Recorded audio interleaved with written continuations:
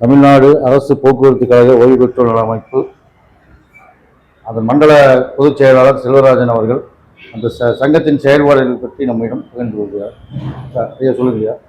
B. Selvarajan, ஓய்வு பெற்றோர் அமைப்பினுடைய கோவை மண்டல பொதுச் செயலாளர்.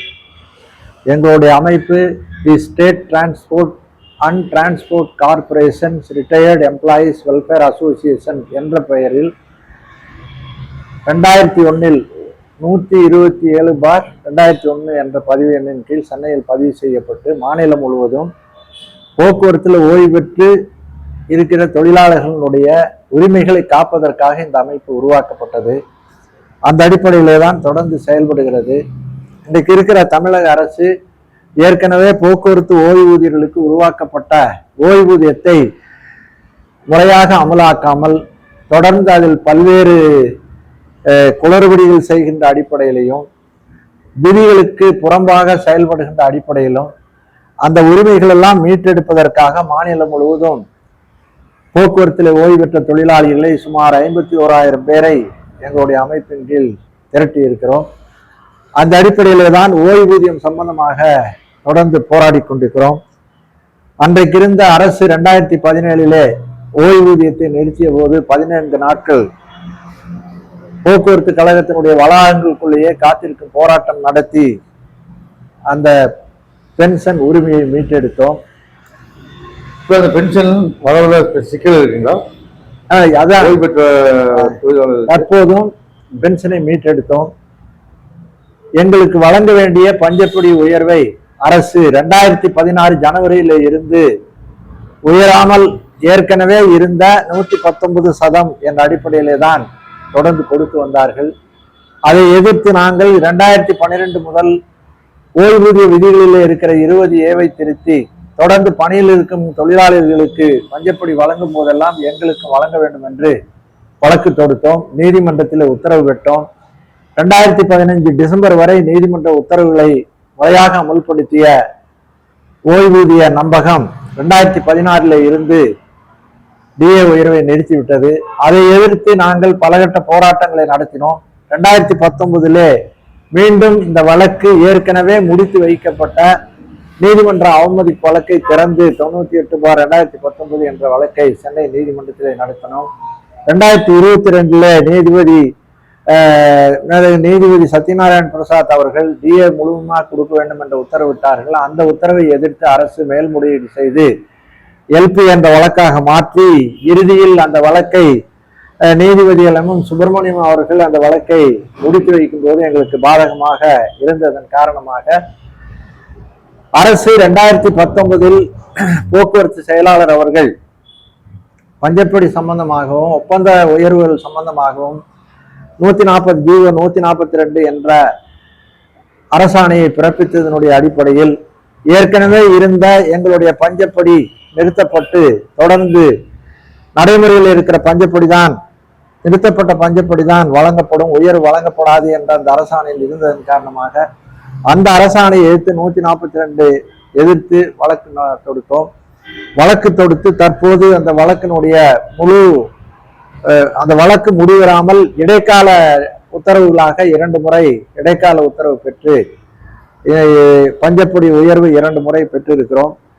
அடுத்து 21/7/2025 25/7/2025 ஆகிய தேதிகளில் சென்னை மதுரை நீதிமன்றத்திலும் சென்னை நீதிமன்றத்திலும் இந்த வழக்கு நடைபெற இருக்கிறது. அநேகமாக அந்த வழக்கினுடைய முடிவு அரசுக்கு எதிராகவும் ஓய்வு பெற்ற தொழிலாளர்களுக்கு சாதகமாகவும் முடிவதற்கான வாய்ப்பு இருக்கிறது என்ற அடிப்படையில் அந்த வழக்கை தொடர்ந்து நடத்தி கொண்டிருக்கிறோம்.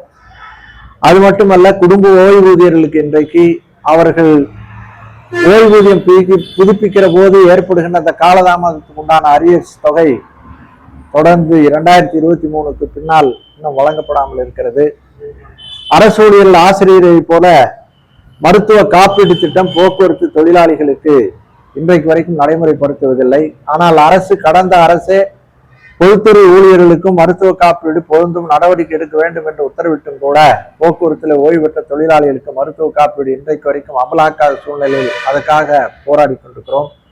குறைந்தபட்ச ஓய்வூதியம் அரசு ஊழியர்களுக்கு ஆசிரியர்களுக்கு 7,850 வழங்கும் போது எங்களுக்கு 3,750 ரூபாய் தான் கொடுக்கிறார்கள்.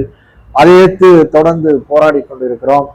அதே மாதிரி ஓய்வூதிய விதிகளில் இருக்கிற திருத்தம் சம்பந்தமாக போராடி கொண்டிருக்கிறோம்.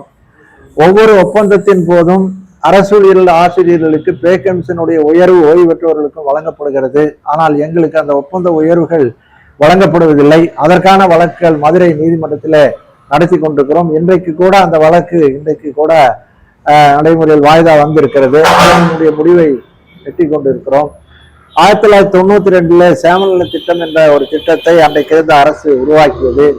தொடர்ந்து அதனுடைய பலன் 2012 வரை வழங்கப்பட்டது. 12க்கு பின்னால் அது நிறுத்தப்பட்டதனால் அதை எதிர்த்த வழக்கு எங்களுடைய அமைப்பின் சார்பாக சென்னை நீதிமன்றத்திலே வழக்கு தொடுத்தோம். அந்த வழக்கினுடைய முடிவும் எட்டப்பட்டு 2016 ஒப்பந்தத்தில் அன்றைக்கு இருந்த தொழிற்சங்கங்களும் அரசும் 92 உருவாக்கப்பட்ட சேமநல திட்டத்தை நடத்த முடியாது என்று முடிவுக்கு கொண்டு வந்து பிடித்த பணத்தை திருப்பி கொடுப்பதாக ஒப்பந்தத்திலே கையெழுத்திட்டதன் காரணமாக 2016 பின்னால் அந்த சேமநல திட்டம் நிறுத்தப்பட்டது.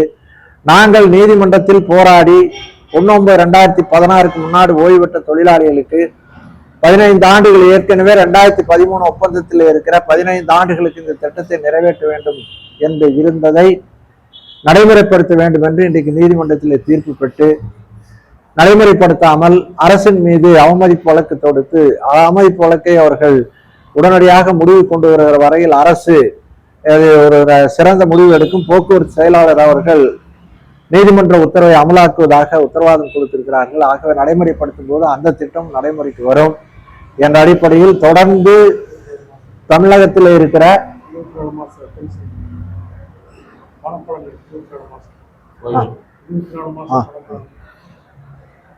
தொடர்ந்து அரசு ஓய்வூதியர்களுக்கான உரிமைகளை மறுக்கும் போது தொடர்ந்து போராடி கொண்டிருக்கிறோம். 2023 ஜூன்ல இருந்து ஓய்வு பெற்று செல்லுகின்ற தொழிலாளிகளுக்கு கிட்டத்தட்ட இப்போ 2025 ஜூலை 2023 ஜூனுக்கு பின்னாடி ஓய்வு பெற்றவர்களுக்கு இன்றைக்கு வரைக்கும் அவர்களுக்கான ஓய்வு கால பணப்பலன்கள் வழங்காமல் அரசு தொடர்ந்து இழுத்தடித்து வருகிறது. அதற்கான போராட்டமும் தொடர்ந்து நடத்தி கொண்டிருக்கிறோம். அந்த அடிப்படையில் ஓய்வூதியினுடைய உரிமைகளுக்காக பாதுகாப்பதற்காக அமைக்கப்பட்ட இந்த அமைப்பு தொடர்ந்து அந்த அடிப்படையில தான் நாங்கள் தமிழ்நாடு முழுவதும் ஒவ்வொரு மண்டலத்திலேயும் செயல்பட்டு கொண்டிருக்கிறோம். எங்களுடைய தலைமையகம் சென்னையில மவுண்ட் ரோட்ல அண்ணா சாலைக்கு எதிர்புறம் ரெஹேஜா காம்ப்ளெக்ஸில் செயல்படுகிறது என்பதை நான் தெரிவித்துக் கொள்கிறேன். அமைப்பின் நோக்கம் நிறைவேறும். உங்கள் போராட்டம் வெற்றியிடம் எங்கள் வாழ்த்துக்கள்.